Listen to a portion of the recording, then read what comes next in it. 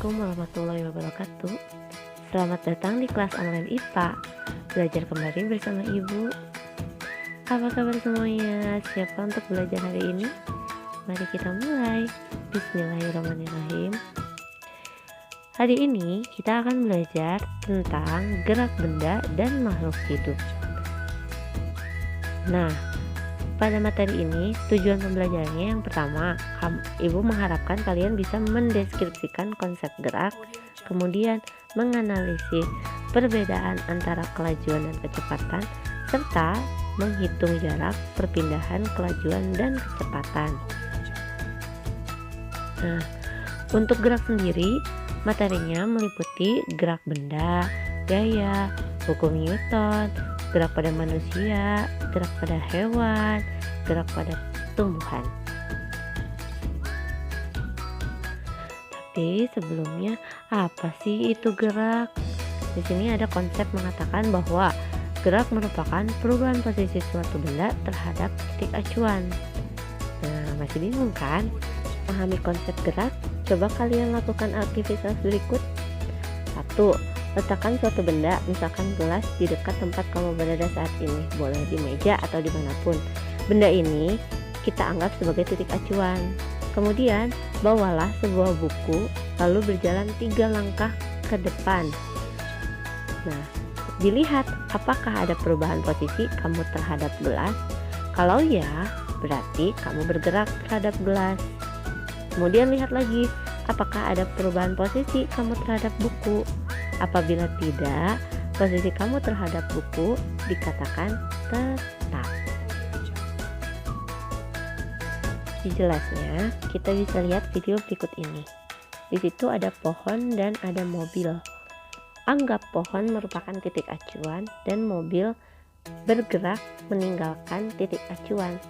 Itu yang dinamakan gerak. Karena mobil menjauhi titik acuan, maka mobil tersebut dikatakan bergerak. Ada besaran yang disebut dengan jarak dan ada besaran yang disebut dengan perpindahan. Bedanya, jarak adalah panjang seluruh lintasan yang dilewati oleh benda, sedangkan perpindahan adalah panjang lintasan yang diukur dari posisi awal ke posisi akhir. Untuk lebih jelasnya, mari kita simak video berikut ini. Di sini ada animasi. Seseorang berjalan dari titik A ke titik B, kemudian bergerak ke titik C. Kita ibaratkan titik A ke titik B itu adalah 100 meter. Kemudian titik B ke titik C itu adalah 30 meter. Jadi kalau yang ditanyakannya adalah jaraknya dari titik A ke titik B, maka tinggal kamu jumlahkan saja. Titik A ke B 100 meter ditambahkan titik B ke titik C adalah 30 meter. Maka jumlahnya adalah 130 meter. Itu untuk jarak. Sedangkan perpindahannya, apabila yang ditanyakannya adalah perpindahan dari titik A ke titik C, kemudian kembali lagi ke titik A, maka perpindahannya adalah 0. Loh Bu, kenapa 0? Ya karena dianggap tidak ada perubahan posisi dari titik semula. Itu adalah perpindahan. Supaya lebih paham, ayo mencoba. Coba perhatikan gambar peta di atas. Nah, di situ ada gambar rumah dengan sekolah. Yang ditanyakannya di sini, berapa jarak yang ditempuh Nara dari rumah ke sekolah lalu kembali ke rumah? Jaraknya adalah 4 km. Kenapa 4 km? Karena di situ kan terlihat ada 1 km dengan 1 km. Tinggal kamu tambahkan saja 1 km dengan 1 km, 2 km. Itu baru dari rumah ke sekolah. Karena pertanyaannya kembali lagi ke rumah, maka 2 km tersebut akan ditambahkan jalan kembali pulang 2 km. Jadi semuanya adalah 4 km. Soal yang kedua, berapakah perpindahan Nara dari rumah ke sekolah lalu kembali ke rumah? Perpindahannya adalah 0. karena Nara sama saja tidak berpindah.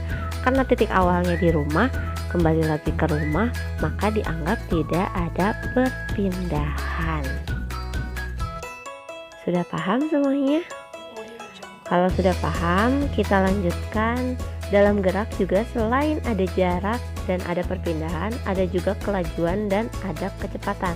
Perbedaannya, untuk kelajuan itu merupakan jarak yang ditempuh benda tiap satuan waktu. Sedangkan kecepatan merupakan perpindahan yang ditempuh benda tiap satuan waktu. Kuncinya, kelajuan itu membicarakan jarak, sedangkan kecepatan membicarakan perpindahan. Bisa dihitung? Bisa dihitung menggunakan rumus. Yang pertama, rumus untuk kelajuan itu bisa kamu gunakan jarak dibagi dengan waktu. Sedangkan untuk kecepatan, tinggal kamu bagi saja perpindahan dibagi dengan waktu. Nah, supaya kamu lebih paham lagi, ayo kita coba. Ini ada gambar soal. Seekor kura-kura berjalan dari titik A ke titik D dalam waktu 10 sekon dengan arah sesuai anak panah.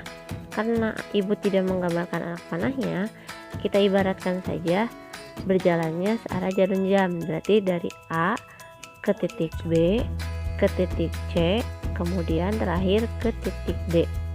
Dari soal tersebut, kalian disuruh menentukan. Yang pertama adalah jaraknya, kemudian yang kedua adalah perpindahannya, kemudian yang ketiga adalah kelajuan, dan yang terakhir adalah kecepatannya. Nah, bagaimana caranya untuk mengerjakannya? Bisa kita lihat di pembahasan berikut ini. Untuk yang pertama, jarak terlebih dahulu ya. Untuk menentukan jarak, perhatikan garis warna hitam atau warna biru di atas. Nah, jarak yang ditempuh kura-kura adalah A ke B adalah 100 meter, lalu B ke C 50 meter. Nah, berarti C ke D sama dengan jarak A ke B, yaitu 100 meter. Tinggal kamu jumlahkan saja, 100 meter ditambah 50 meter ditambah 100 meter. Jadi jumlahnya adalah 250 meter. Nah, untuk soal yang kedua, karena yang ditanyakannya adalah kelajuan, mudah saja, tinggal kamu masukkan rumus kelajuan itu kan jarak dibagi waktu. Nah, jaraknya sudah tahu 250 meter. Waktunya berapa? Sudah disebutkan tadi di soal. Waktunya adalah 10 sekon. Maka tinggal kamu bagi saja 250 meter dibagi 10 sekon, maka hasilnya adalah 25 meter per sekon. Nah, kenapa bisa jadi meter per sekon? Karena tidak ada temannya, meter sendiri, sekon sendiri, jadi digabungkan meter per sekon. Untuk soal selanjutnya itu adalah perpindahan. Untuk menentukan perpindahan, kamu bisa perhatikan posisi awal kura-kura, yaitu di titik A, dan lihat titik akhirnya, yaitu titik D. Perhatikan, ibu tandai dengan garis warna merah. Kamu tinggal ditulis saja titik A dengan titik B itu nilainya sama dengan titik B dan titik C. Maka perpindahan kura-kura dari titik A ke titik D itu adalah 50 meter. Nah, untuk kecepatannya mudah, tadi sudah dibahas sama ibu. Bagaimana rumus kecepatan? Tinggal perpindahan dibagi dengan waktu. Karena perpindahannya sudah diketahui, maka tinggal dimasukkan saja ke dalam rumus. Perpindahannya adalah 50 meter dibagi dengan waktunya 10 sekon. 50 dibagi 10 berarti 5. Sama, karena tidak ada yang sama satuannya, maka tidak ada yang dicoret, maka gabungkan menjadi satu, menjadi meter per sekon. Sudah paham kan semuanya? Kalau sudah paham, kita akhiri pembelajaran hari ini. Sampai jumpa di pertemuan berikutnya. Jangan lupa ya, latihan soal silahkan dikerjakan, lalu dikumpulkan dalam classroom. Maka nilai kalian akan sempurna menjadi 100%. Selamat mengerjakan. Assalamualaikum warahmatullahi wabarakatuh.